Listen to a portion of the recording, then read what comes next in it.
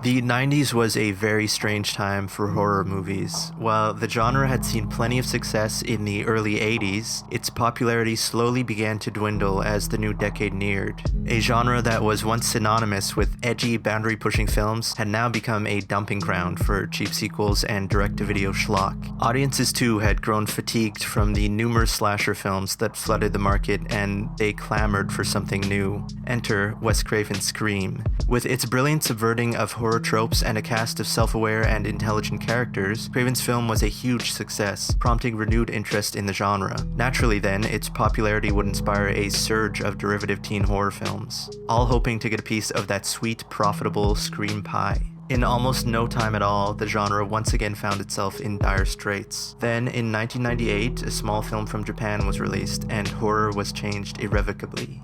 Ringu, Hideo Nakada's film about a cursed videotape, first made the rounds in Asian cinemas before premiering at festivals overseas. Through word of mouth and positive reviews, Nakada's film gained an almost immediate cult following. Not only did it satiate moviegoers' desires for something new and refreshing, but it inspired genuine fear in its audience, something a horror film hadn't done in a very long time. Ringu's success reignited global interest in Japanese cinema and single-handedly kicked off the J-horror craze of the aughts. Several sequels, remakes, and reboots later, the influence of Nakada's initial film cannot be understated.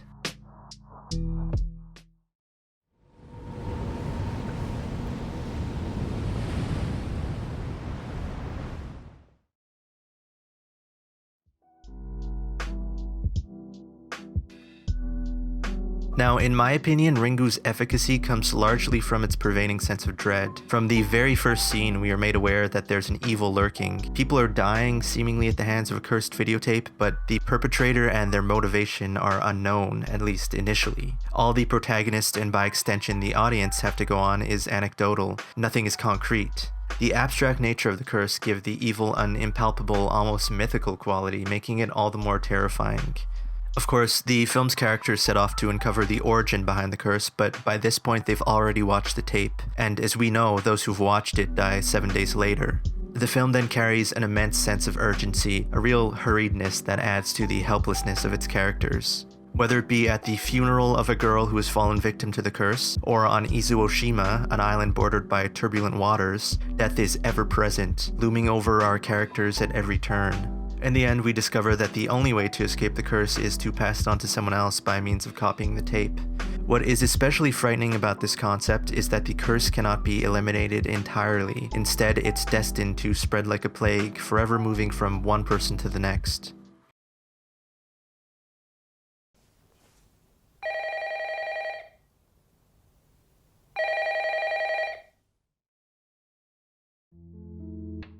Now, Ringu, as with many other J-horror films of the time, affirms a certain ambivalence towards technology. Japan is a country that holds a tremendous reverence for tradition. It's a culture steeped in historic practices and a remembrance of the past. For them, these ties to their heritage make up a huge portion of their national identity. However, if a nation wishes to develop and progress, ultimately it's going to need to abandon some of these outdated practices in favor of modern ones. This clash between Japanese tradition and modernity lies at the center of Ringu.